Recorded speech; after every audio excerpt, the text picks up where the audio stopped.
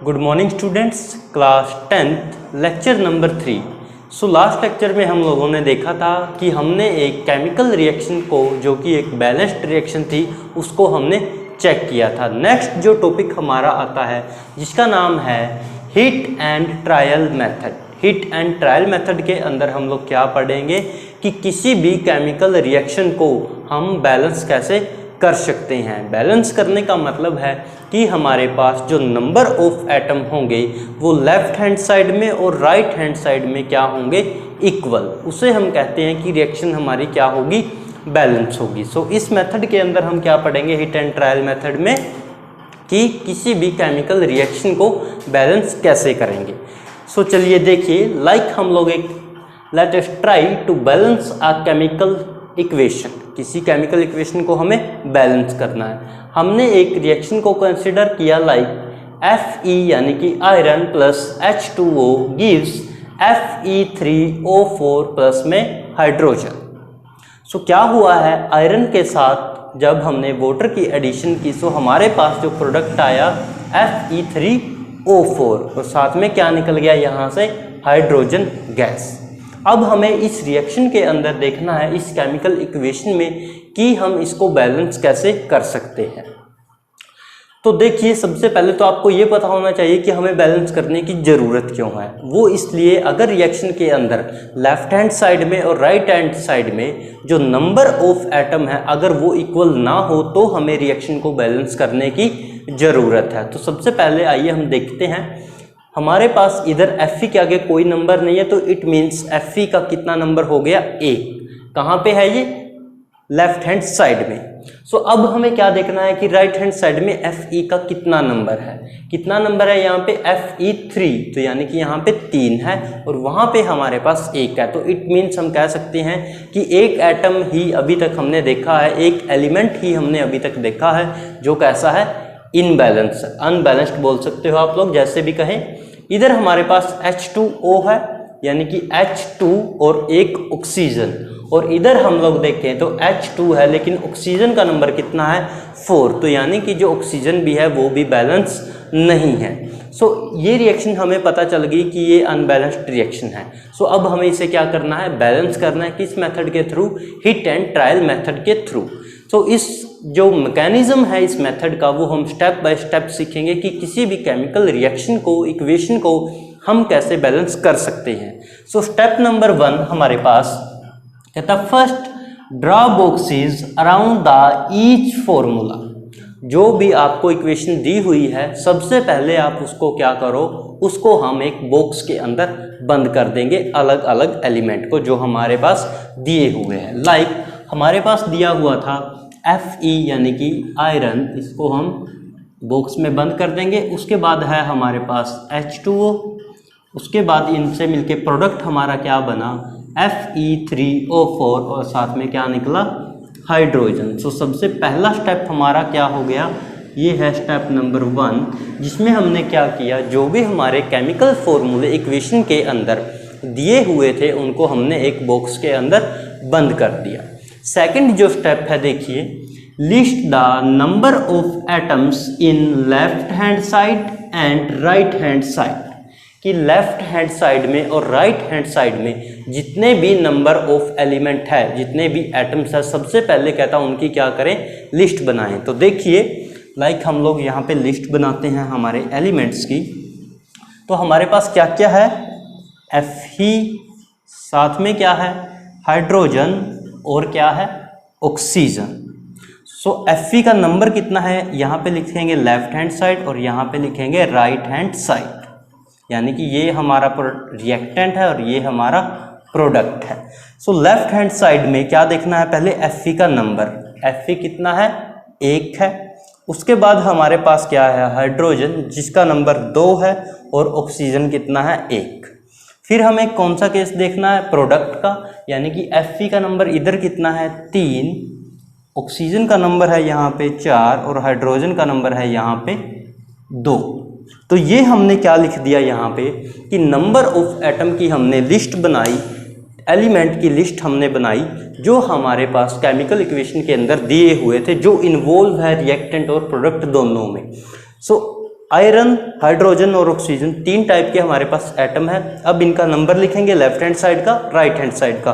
1 to 1 reactant side में और 3 to 4 product की साइड में।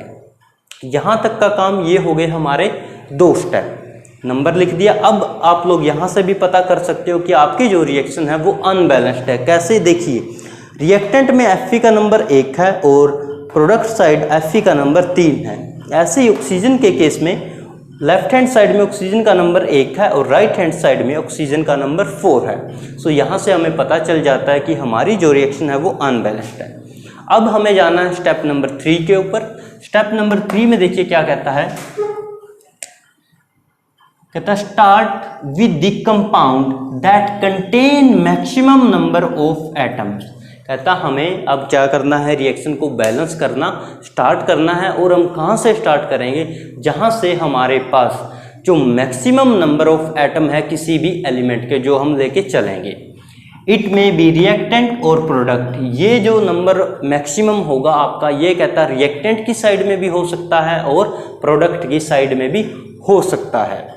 Never alter the formula of compound, कहता कभी भी आप किसी भी फॉर्मूले को अल्टर नहीं करोगे, चेंज नहीं करोगे। हमें सिर्फ क्या करना है, रिएक्शन को बैलेंस करना है, किसी भी फॉर्मूले को चेंज नहीं करना। सो देखिए सबसे पहले हम क्या करेंगे, उन्होंने क्या कहा, सबसे पहले कि बॉक्स में बंद करो। First step. सेकंड स्टेप में कहा कि हमारे पास जितने भी एलिमेंट इन्वॉल्व है उनकी लिस्ट बनाओ। थर्ड स्टेप में उन्होंने कहा कि जो एलिमेंट का नंबर सबसे ज़्यादा है, कहता आप सबसे पहले उसको क्या करोगे, उसको बैलेंस करोगे। सो सबसे ज़्यादा देखा जाए तो इधर 1 है, इधर 3, इधर 2, इधर 2, इधर 1 और इधर 4। तो हम किसको उठाएंगे, यहाँ से ऑक्सीजन को उठाएंगे, क्योंकि ऑक्सीजन का नंबर सबसे ज़्यादा यहाँ पे है। सो ऑक्सीजन को बैलेंस करते हैं। सबसे पहले क्या लिखेंगे, सबसे पहले कि एटम्स ऑफ ऑक्सीजन, उसके बाद इन रिएक्टेंट और इन product. Atoms of oxygen starting में इनिशियल में कितने हैं हमारे पास, 1 है। कहाँ पे है ये, रिएक्टेंट में। रिएक्टेंट में कहाँ पे, जहाँ पे वाटर का मॉलिक्यूल है, यानी कि इन H2O। देन हमारे पास क्या है, इन प्रोडक्ट। प्रोडक्ट के अंदर हमारे पास ऑक्सीजन का नंबर कितना है, 4, और ये कहाँ पे है, Fe3O4 के अंदर। अब हमें इसे करना है बैलेंस। तो बैलेंस करने के लिए देखिए यहाँ पे नंबर 1 है, यहाँ पे नंबर 4 है, दोनों को हमें इक्वल बनाना है। तो हम क्या करेंगे, सिंपली टू बैलेंस, इसके सेकंड स्टेप में इस 1 को हम मल्टीप्लाई कर देंगे 4 से, यानी कि 1 into multiply by 4 it gives 4। ठीक है, तो यानी कि प्रोडक्ट के अंदर हमारे पास क्या हो जाएगा, जो नंबर है ऑक्सीजन का वो भी 4 हो गया, और रिएक्टेंट के अंदर भी हमारे पास क्या हो गया, 4। तो हम अब इस रिएक्शन को लिखेंगे कैसे, FeH2O Fe3O4 प्लस के H2। फिर हमने कहा हम किसको बैलेंस कर रहे हैं, ऑक्सीजन को। तो ऑक्सीजन को बैलेंस करने के लिए हमने क्या किया है, 4 की एडिशन करी है, मल्टीप्लाई किया है किसके साथ, वाटर के मॉलिक्यूल के साथ, क्योंकि वहाँ पे एक ऑक्सीजन प्रेजेंट है। सो ये हमने क्या किया, 4 यहाँ पे लिख दिया। ऑलरेडी ये बॉक्सेज में बंद थे, बॉक्सेज के बाहर ही आपका जो नंबर होगा वो आएगा। दूसरी बात, ये जो आपका नंबर आप यहाँ पे यूज़ करोगे, चाहे वो कोई भी हो, सो इस नंबर को हम बोलते हैं कोफिशिएंट, यानी कि ये वो मिनिमम नंबर होता है जो किसी भी केमिकल रिएक्शन को बैलेंस करने में हेल्प करता है। सो ये था हमारा थर्ड स्टेप, जिसमें हमने 4 H2O कर दिया, जिसकी वजह से हमारा जो एक एटम था वो क्या हो चुका है, बैलेंस। कौन सा, oxygen. We can put coefficient 4 in the H2O, now the partially balanced। अब ये जो रिएक्शन होगी, इस रिएक्शन को हम कहेंगे partially balanced रिएक्शन, या इक्वेशन आप लोग कह सकते हो, क्योंकि इसके अंदर जो एक ऑक्सीजन था वो क्या हो चुका है, 4 के साथ मल्टीप्लाई होके। देखिए अब H2O के आगे 4 है, तो इसका मतलब क्या है कि 4O और यहाँ पे भी O4, तो यानी कि ऑक्सीजन का नंबर हमारे पास क्या हो चुका है, बैलेंस हो चुका है। देन हमारे पास आता है स्टेप नंबर 4, कहता Fe and hydrogen are not still balanced, pick up any one for balance. कहता अब आपने ऑक्सीजन को तो चलो बैलेंस कर दिया, हम लोग यहाँ पे अगर देखें तो ऑक्सीजन तो आपका जो था वो बैलेंस हो चुका है। अब हमें किसको बैलेंस करना है, या तो कहता Fe को करो या हाइड्रोजन को करो, दोनों में से किसी एक को उठाओ और उसको बैलेंस करो, क्योंकि वो अभी तक अनबैलेंस्ड है। सो इसके बाद जो नंबर आता है वो आएगा 3 का, क्योंकि हमारे पास हमें किस वे में लेके चलना है, सबसे पहले उसको उठाएंगे जिसका नंबर ऑफ एटम सबसे ज़्यादा है, देन उसके बाद उससे कम, देन उसके बाद उससे कम। सो ऑक्सीजन के बाद हमारे पास आएगा आयरन का। सो आयरन को हम उठाते हैं। चलिए देखिए अब इसके केस में क्या होगा, कहता Fe and hydrogen are the still unbalanced and pick up any one, यानी कि इनमें से किसी भी एक को हम लोग उठाएंगे। सो उसको उठाने के लिए क्या करना होगा आप लोगों को, यहाँ पे देखिए हमने जब इसके आगे 4H2O किया था तो 4H2O करने से जो आपका ऑक्सीजन था वो तो बैलेंस हो चुका था, लेकिन इस 4 के लगाने से H2 × 4 यानी कि H का नंबर कितना बन गया 8, और यहाँ पे H का नंबर कितना है हमारे पास 2, तो यानी कि जो हाइड्रोजन था अब वो क्या हो चुका है, अनबैलेंस्ड हो चुका है। अब हमें उसे भी क्या करना है, बैलेंस करना है। तो उसको करने के लिए हम लोग क्या उठाएंगे, यहाँ से हाइड्रोजन का केस अब उठाएंगे। सो हाइड्रोजन का केस उठाएंगे तो हम क्या लिखेंगे कि नंबर ऑफ हाइड्रोजन या एटम्स ऑफ हाइड्रोजन, फिर इन रिएक्टेंट के अंदर और इन प्रोडक्ट के अंदर। देन हमारे पास क्या होगा, इनिशियल हम लिखेंगे। इनिशियल के अंदर क्या है कि हमारे पास स्टार्टिंग में हमने कहा था जब H2O के आगे हमने 4 की एडिशन की तो इट मीन्स वहाँ पे हमारे पास जो नंबर था हाइड्रोजन का वो 8 हो चुका था। हाइड्रोजन का नंबर कितना हो चुका है 8, किस साइड में, रिएक्टेंट की साइड में। लेकिन प्रोडक्ट की साइड में देखा जाए तो अब भी हाइड्रोजन का जो नंबर है वो 2 है। तो हाइड्रोजन का नंबर इनिशियल स्टेज में इन्होंने कहा कि 8 हो गया है वाटर में, लेकिन कहता अब भी प्रोडक्ट में कितना है 2 है। सो अब इस 8 को हमें बैलेंस करना है प्रोडक्ट की साइड में, तो हम क्या करेंगे, इस 2 की मल्टीप्लाई कर देंगे 4 के साथ, और यहाँ पे भी हमारे पास क्या बन जाएगा 8 बन जाएगा, और यहाँ पे भी क्या बन गया 8। यानी कि रिएक्टेंट में और प्रोडक्ट में दोनों तरफ अब हमारे पास जो हाइड्रोजन का नंबर है वो भी क्या हो चुका है, बैलेंस हो चुका है। सो इट मीन्स अब इस रिएक्शन को जब बैलेंस हो चुका है तो हम कैसे लिखेंगे, देखिए Fe + 4H2O gives Fe3O4 + 4H2। ठीक है, एक एक स्टेप को हम करेंगे। सबसे पहले क्या करेंगे, रिएक्शन को लिखेंगे, उसके बाद रिएक्शन को बॉक्स में बंद करेंगे, उसके बाद सबकी एटम्स की लिस्ट बनाएंगे। देन उसके बाद हम लोग जिसके सबसे ज़्यादा नंबर है एलिमेंट के उसको हम उठाएंगे, उसको हम बैलेंस करेंगे रिएक्टेंट और प्रोडक्ट दोनों साइड के अंदर। देन जो एलिमेंट्स बच जाएंगे, जो एटम्स बच जाएंगे, उनमें से जिसके सबसे ज़्यादा नंबर है उसको एक को उठाएंगे, देन उसको फिर बैलेंस करेंगे। जैसे ऑक्सीजन के बाद हमने यहाँ पे हाइड्रोजन को उठाया। ऑक्सीजन को जब हमने लिया, कंसीडर किया, तो हाइड्रोजन का नंबर क्या हो चुका था, अनबैलेंस्ड हो चुका था, ड्यू टू हमने 4 की एडिशन कर दी थी H2O मॉलिक्यूल्स के आगे। तो अब हमें क्या करना है, इस हाइड्रोजन को बैलेंस करना। तो हमने प्रोडक्ट की साइड में 4 की क्या कर दी, मल्टीप्लाई कर दी, किसके साथ, हाइड्रोजन के मॉलिक्यूल के साथ। तो यहाँ पे भी जो नंबर है आपका वो 8 बन जाएगा, और फिर हम इस केमिकल रिएक्शन को ऐसे फाइनल कर सकते हैं, यानी कि Fe4H2O Fe3O4 प्लस के 4H2। तो ये हो गए हमारे यहाँ तक 4 स्टेप हो गए, और यहाँ तक हम रिएक्शन के ऊपर बैलेंस करते करते पहुँच गए। देन हमारे पास आता है 5th स्टेप, कहता pick up the 3rd element which is not balanced. अब हम क्या करेंगे, कहता आपका जो एलिमेंट अब बच गया है 3rd element after oxygen and hydrogen, आप लोग उसको उठाओ और अब उसको क्या करो, बैलेंस करो। तो कौन बच गया हमारे पास, आयरन, यानी कि Fe। तो हम क्या करेंगे कि एटम्स ऑफ Fe लिखेंगे सबसे पहले, उसके बाद इन रिएक्टेंट के केस में और इन प्रोडक्ट के केस में। सो इनिशियल स्टेज में हमारे पास जो Fe ही है वो कितना है, देखिए रिएक्शन के ऊपर सबसे पहले ये हमारी मेन रिएक्शन है जहाँ से हमने हमारा काम स्टार्ट किया था। सो Fe का जो नंबर है इसका आगे कुछ नहीं है, तो इसका मतलब वहाँ पे कितना है 1। तो हम क्या कहेंगे कि 1 हमारे पास नंबर है Fe का।